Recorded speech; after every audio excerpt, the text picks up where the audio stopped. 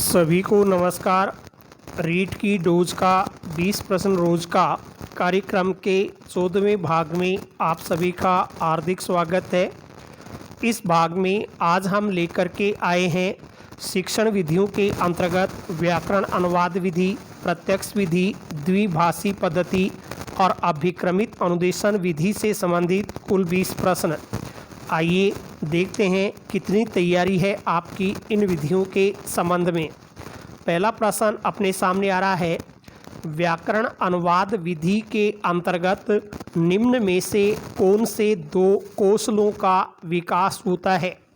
व्याकरण अनुवाद विधि में कौन से दो कौशलों का विकास प्रमुख रूप से किया जाता है। श्रवण व भाषण, भाषण व पठन, श्रवण व पठन और पठन व लेखन। तो यहाँ पर सही उत्तर 4 नंबर होगा, पठन व लेखन। देखिए, व्याकरण अनुवाद विधि के अंतर्गत पढ़ने और लिखने जैसे कौशलों को अधिक महत्व दिया जाता है, तो 4 नंबर सही उत्तर हुआ।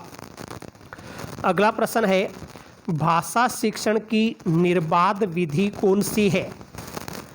निर्बाध, जिसमें कोई बाधा उत्पन्न न हो, वह विधि कौन सी है। 4 ऑप्शन आपके सामने हैं, अपना उत्तर अनुमानित लगाइएगा। इसमें जो सही उत्तर होगा वो है 2 नंबर, प्रत्यक्ष विधि। प्रत्यक्ष विधि में भाषा को भाषा के माध्यम से ही सीखा जाता है, इसलिए इसमें कोई बाधा उत्पन्न नहीं होती, इसीलिए प्रत्यक्ष विधि को निर्बाध विधि कहते हैं। तीसरा प्रश्न आपके सामने है, प्रत्यक्ष विधि के संबंध में सत्य कथन कौन सा है। सही कौन सा कथन है। पहला, शिक्षा के क्षेत्र में इस विधि के प्रयोग का सुझाव सर्वप्रथम 19वीं शताब्दी में सोवियर पामर और फ्रैंक नामक 2 विद्वानों के द्वारा दिया गया था। दूसरा है, 1901 ईस्वी में एक फ्रेंच विद्वान श्री गुइन ने इसे फ्रांस में अंग्रेजी भाषा शिक्षण के लिए लागू किया था। तीसरा, संस्कृत शिक्षण में इस विधि का सर्वप्रथम प्रयोग प्रोफेसर वीपी बॉकिल के द्वारा अल्फी स्टोन हाई स्कूल मुंबई में किया गया था। और चौथा है, उपर्युक्त सभी इनमें से सत्य कथन कौन सा है। तो इसका सही उत्तर 4 नंबर होगा। ये तीनों जो कथन है वो सही लिखे हुए हैं, 4 नंबर को सही उत्तर माना जाएगा।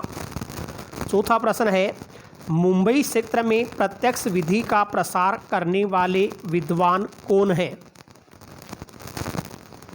1908 ईस्वी में भारत के 3 विद्वानों ने प्रत्यक्ष विधि का अंग्रेजी भाषा में प्रयोग शुरू किया था, अंग्रेजी भाषा में प्रचार प्रसार किया था। इनमें से मुंबई क्षेत्र के कौन से हैं, तो इसका उत्तर 2 नंबर फ्रेजर होगा।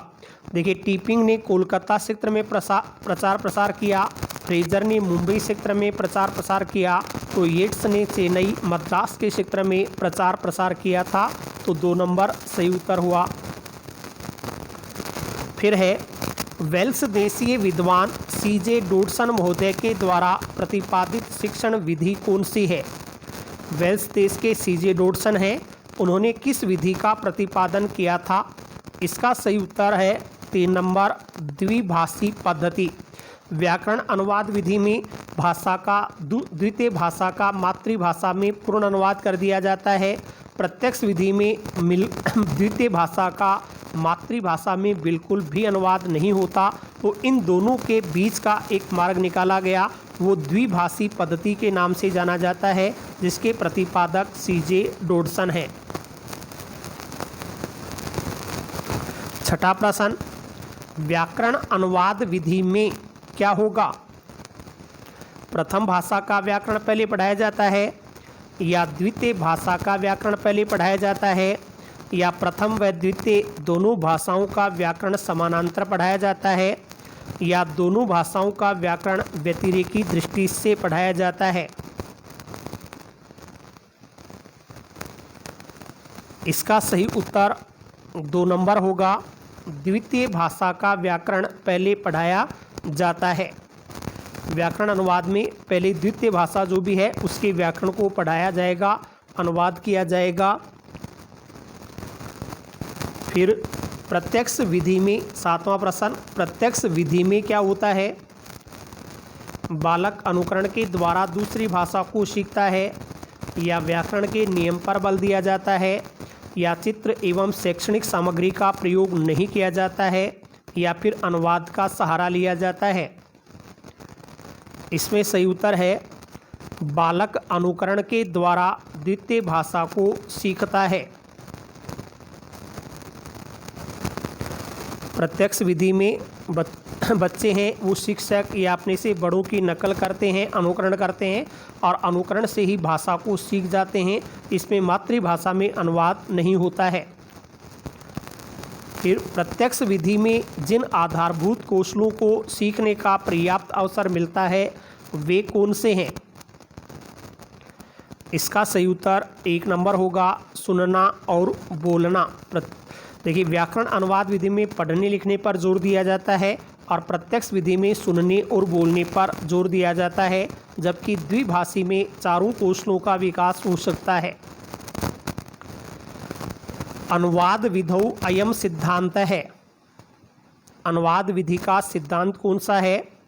कठिन से सरल की ओर, अज्ञात से ज्ञात की ओर, दुर्बोध से सुबोध की ओर, या संपूर्ण से अंग की ओर। तो इसका सही उत्तर है 4 नंबर, संपूर्ण से अंग की ओर।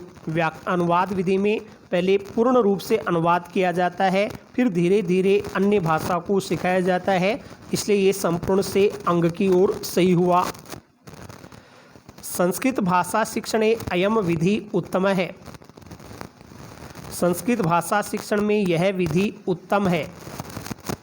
प्रायोजना, व्याकरण अनुवाद, अव्याकृति या प्रत्यक्ष विधि। इसका सही उत्तर 4 नंबर होगा। प्रत्यक्ष विधि को भाषा शिक्षण के लिए उत्तम माना गया है, क्योंकि इसमें मातृभाषा का सहारा नहीं लिया जाता। जो भाषा हम पढ़ रहे हैं उसी के माध्यम से उसको सीखा जाता है, इसलिए ये भाषा शिक्षण की उत्तम विधि होगी। व्याकरण अनुवाद विधि अपरम नाम अस्ति। व्याकरण अनुवाद विधि का दूसरा नाम क्या है? ऑप्शन आपके सामने हैं। इसका सही उत्तर होगा 3 नंबर भंडारकर विधि। देखिए, व्याकरण अनुवाद विधि के प्रतिपादक श्री रामकृष्ण गोपाल भंडारकर हैं, जिसके कारण इस विधि को भंडारकर विधि के नाम से जाना जाता है। कस्याम पद्धतौ शिक्षणम सर्वम मौखिकम आसीत्। किस पद्धति में शिक्षण कार्य पूर्ण रूप से मौखिक होता था? इसका सही उत्तर है 4 ऑप्शन आपके सामने।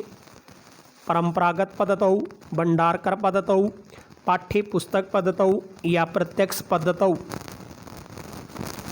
सही उत्तर होगा परंपरागत पद्धतौ।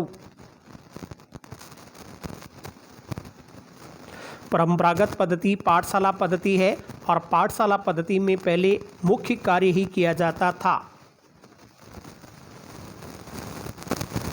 स्तंभ 1 अभिक्रमित अनुदेशन विधि के संदर्भ में स्तंभ को सुमेलित कीजिए।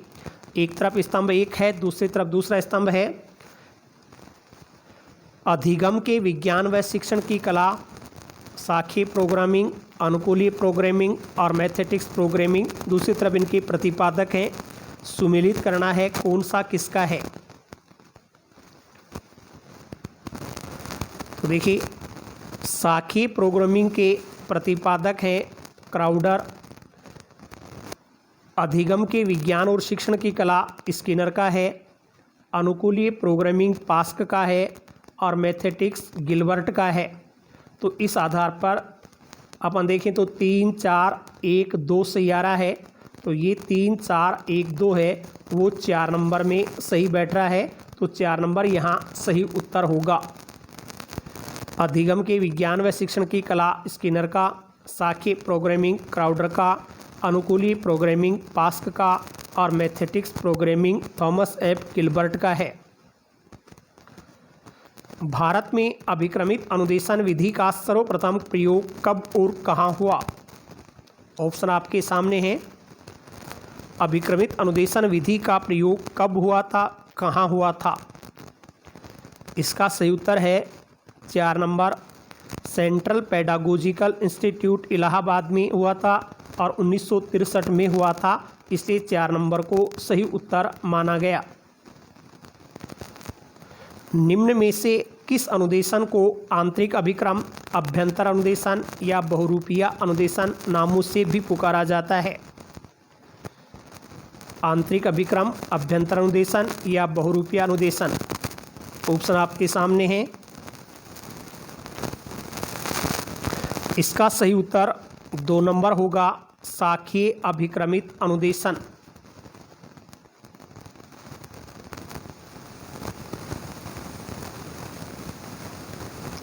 देखिए, रेखीय को बाह्य अनुदेशन कहते हैं और शाखीय को आंतरिक या अंतः अभ्यंतर अनुदेशन कहा जाता है। रेखीय अभिक्रमित अनुदेशन में पदों को प्रकृति के आधार पर कितने भागों में बांटा जा सकता है? 6, 3, 4 या 5? इसका सही उत्तर होगा 3 नंबर, 4 भागों में। रेखीय अभिक्रमित अनुदेशन के जितने भी पद हैं उनको 4 भागों में बांटा जाता है। 4 भाग कौन कौन से अपन इसके अंतर्गत कर सकते हैं यदि उनको हम देखें तो रेखीय अभिक्रमित अनुदेशन में प्रस्तावना के पद पहले काम में लिए जाते हैं। प्रस्तावना पदों के बाद में शिक्षण पद, फिर अभ्यास पद, फिर परीक्षण पद। प्रस्तावना पद, शिक्षण पद, अभ्यास पद और परीक्षण पद 4 प्रकार के पद होते हैं, इसलिए 3 नंबर सही हुआ। फिर भारत में भाषा प्रयोगशाला का निर्माण सर्वप्रथम दिल्ली विश्वविद्यालय में हुआ था। आपको बताना है कब हुआ था। इसका सही उत्तर होगा 3 नंबर, 1973 ईस्वी में हुआ था। गलत अनुक्रियाएं अधिगम में बाधक नहीं होती हैं अपितु निदान में सहायक होती हैं। यदि छात्रों को अध्ययन के साथ निदान के लिए उपचारात्मक अनुदेशन प्रदान किया जाए तो वे अधिक सीखते हैं। यह किस अनुदेशन की अवधारणा है?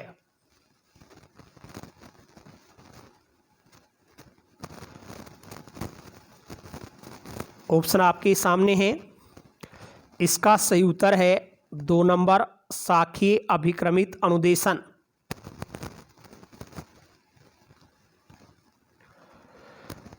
अगला है रेखीय अभिक्रमित अनुदेशन में विषय वस्तु को छोटे छोटे पदों में विभक्त किया जाता है।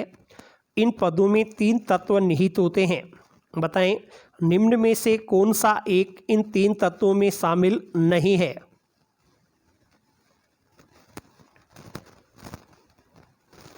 प्रस्तावना, उद्दीपन, अनुक्रिया और पुनर्बलन।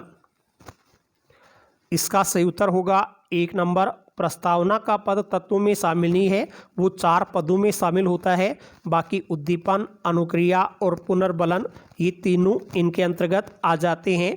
1 नंबर सही उत्तर होगा। निम्न में से प्रत्यक्ष पद्धति का लक्षण नहीं है। पहला, इसमें मातृभाषा का तनिक भी प्रयोग नहीं किया जाता है। फिर इसमें लिखित कार्य पर अधिक बल दिया जाता है। इसमें वस्तु और शब्द के मध्य सीधा संबंध स्थापित करके पढ़ाया जाता है और इसमें नियमों का परित्याग करके शब्दों के शुद्ध उच्चारण का बार बार अभ्यास करवाया जाता है। कौन सा सही नहीं है? तो इसका सही उत्तर होगा 2 नंबर। इसमें लिखित कार्य पर नहीं, मौखिक कार्य पर अधिक बल दिया जाता है। लिखित के स्थान पर मौखिक होता तो सही उत्तर माना जाता। ये आज के अपने डोज के 20 प्रश्न थे। कल भी हम शिक्षण विधियों से संबंधित प्रश्न लेकर के उपस्थित होंगे। रात 9 बजे लाइव प्रसारण किया जाएगा। कल के लिए टॉपिक जो रहेंगे वो है दलीय शिक्षण पद्धति, दलीय शिक्षण पद्धति, सूक्ष्म शिक्षण पद्धति, इसके अलावा दूरस्थ शिक्षण पद्धति और पाठशाला शिक्षण पद्धति। दल शिक्षण, सूक्ष्म शिक्षण, दूरस्थ शिक्षण और पाठशाला पद्धति, इन 4 को पढ़ना है। 4 से संबंधित प्रश्न किए जाएंगे। सभी को बहुत बहुत धन्यवाद।